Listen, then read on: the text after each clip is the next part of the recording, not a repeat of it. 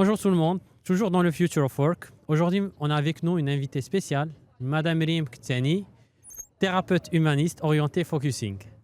Bonjour Myriam. Bonjour, c'est Aélie. Merci pour avoir accepté l'invitation. Donc, on a échangé avant l'enregistrement. Donc, il y a beaucoup de concepts, on va dire spéciaux, uniques que vous mettez pour accompagner, aider les individus. Est-ce que vous pouvez nous parler un peu plus de c'est quoi être thérapeute humaniste?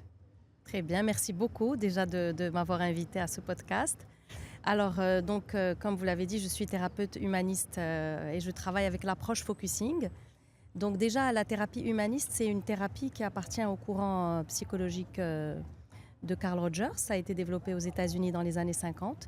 Et c'est un courant qui permet d'entrer en relation avec le patient d'égal à égal, dans le sens où nous, en tant que thérapeute, on n'est pas dans une position d'expert, mais on est dans une position d'accueil inconditionnel de la personne comme elle est, avec ses difficultés. Et ce qu'on cherche, c'est créer un cadre sécurisant. Et avec beaucoup d'empathie, on l'écoute et on lui permet de mieux se comprendre, d'entrer dans une meilleure relation avec eux-mêmes et avec les autres, d'améliorer ses relations interpersonnelles et de se développer en tant que personne. Très bien. Donc, on va dire c'est une approche où la personne, peut-être, c'est elle qui trouve la solution elle-même. Exactement. Et ce n'est pas quelque chose qui est, on va dire, projeté ou bien qui est... Tout à fait. On ne projette rien. Justement, on l'accompagne. On est vraiment comme une espèce de compagnon. Voilà, de compagnon bienveillant, empathique, non jugeant. C'est très important aussi. Donc, ça va dans le même sens que l'accueil inconditionnel. L'idée, c'est de ne pas juger la personne par rapport à ses difficultés. Chacun à son niveau, chacun a ses difficultés personnelles. Et donc, donc tout ce climat sécurisant, non jugeant, empathique permet à la personne de se développer et d'aller de l'avant dans sa vie. Très bien. Et qu'est-ce que vous voulez dire exactement par le focusing? Alors, le focusing, c'est donc la spécialité à laquelle je me suis formée. En fait, c'est le petit bébé de la thérapie humaniste, parce que celui qui a développé le focusing, il s'appelle Jen Ling et c'était le collaborateur de Carl Rogers. Et l'idée, c'est qu'il a rajouté à cette thérapie humaniste la dimension corporelle, dans le sens où on est des êtres vivants, considérés, lui, il nous considère comme des plantes avec nos corps. Et en fait, l'idée, c'est que notre corps porte énormément d'informations qui sont relatives à nos deux vies et à toutes les interactions qu'on a, au jour le jour, instant par instant. Et donc, ce focusing nous permet de faire des allers-retours entre notre esprit analytique, notre compréhension cérébrale, qui est très importante, et notre corps qui, lui aussi, comprend ce que nous vivons et vit les situations avec nous et porte en lui des solutions. Donc voilà, donc on trouve des solutions à nos difficultés en interrogeant notre corps avec un processus qui s'appelle le processus focusing. Donc, on peut dire que même si la personne elle a cette volonté de changer, mais si le corps ne suit pas, on ne peut rien faire. Donc, il faut avoir une sorte d'alignement. C'est exactement ça. Tout à fait, voilà. D'ailleurs, je pense que les gens, pas mal de personnes le comprennent naturellement. Et ils sentent quand ils sont désalignés par rapport c'est-à-dire, ils font des choses qui ne sont pas alignées avec leurs valeurs, avec leurs besoins profonds. Et là, ils commencent à sentir dans leur corps des tensions, des signes, donc des choses comme la boule au ventre, comme la gorge serrée, donc toutes ces sensations physiques. Et nous, ce qu'on essaye avec le focusing, c'est de comprendre qu'est-ce qui se cache derrière les sensations physiques. Très bien. Moi, j'avais lu quelque part, c'est que notre corps, il détecte les signaux faibles. Parfois, on dit gut feeling, on dit... et parfois, c'est vrai, même si on ne trouve pas d'explication, mais c'est le corps qui nous envoie ces signaux. Des messages. Vraiment, le focusing nous aide à décoder les messages de notre corps. Excellent. Et voilà, donc on va poser la question, concrètement, si une personne elle est en difficulté. Donc, on a dit que c'est elle qui va trouver la solution elle-même. Mais est-ce qu'il y a des étapes à suivre?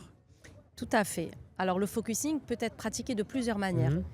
Entre autres, il existe une manière qui s'appelle le processus en 6 étapes, justement, qui a été développé par Jen Ling et qui consiste à accompagner la personne de l'étape 1 à l'étape 6.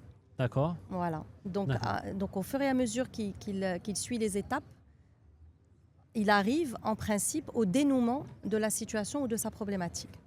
Très bien, excellent. Et il faut que. Et est-ce qu'il y a au départ un assessment des valeurs, du mode de fonctionnement? Donc cette prise de conscience, est-ce qu'elle fait partie de ce processus-là? Qu'est-ce que vous entendez par assessment? C'est-à-dire que la personne elle doit être consciente de son mode de fonctionnement. Oui, en fait, pas consciente de son mode de fonctionnement, mais consciente de ce qui est vivant à l'intérieur D'accord? d'elle-même et qui lui cause des problèmes. Et c'est D'accord, elle qui choisit la problématique sur laquelle elle a envie d'être accompagnée en accompagné. processus focusing. D'accord, très bien. D'accord, donc je Donc, comprends soit très on bien. peut choisir une situation ou un comportement ou, ou un ressenti très très fort et sur lequel on va accompagner en processus focusing, ou alors on peut choisir d'être dans un dialogue avec moi, donc en tant que Ouais, thérapeute, et par moment, je vais, comment dire, initier ou aider la personne à revenir à son corps pour sortir de la narrative. très C'est-à-dire bien. que pendant que la personne va parler, elle va encore plus comprendre ce qui lui arrive et elle va développer son discours. Mais quand moi je vais la ramener à son corps, je vais être dans le mode focusing. Focusing. C'est-à-dire qu'est-ce que te dit ton corps par rapport à ce que tu dis? Très Comment ça bien. se sent à l'intérieur? Excellent, très bien. Merci pour ces éclaircissements. Moi, j'ai une question par rapport aux organisations. Vu qu'on est dans le Future of Work, sûrement il y a beaucoup de DRH qui regardent ce podcast-là. Quels conseils donneriez-vous à ces organisations pour plutôt suivre cette approche-là? Donc, quels sont les conseils et voilà, vous pourriez donner? Alors, j'ai pas vraiment de conseils à donner aux organisations. Ouais, Parce que bon, chaque organisation a sa manière de travailler, a ses valeurs, etc., a sa stratégie. Mais par contre, moi, ce que je constate dans le monde de l'entreprise aujourd'hui, c'est que les gens, de plus en plus, ont besoin d'être reconnus dans ce qu'ils vivent et d'être écoutés et mhm, d'être compris par rapport au stress, que je crois qu'aujourd'hui, que personne n'échappe au stress. Et d'ailleurs, à ce sujet, moi, avec une personne avec qui je travaille, nous avons accompagné des entreprises pour permettre aux gens de s'écouter mieux. ouais, Donc, c'est ce qu'on appelle l'écoute authentique, d'accord, de développer de la compréhension empathique, de revenir aussi à leur corps, de comprendre ce que le stress peut leur faire vivre sur le plan de la santé mentale et physique.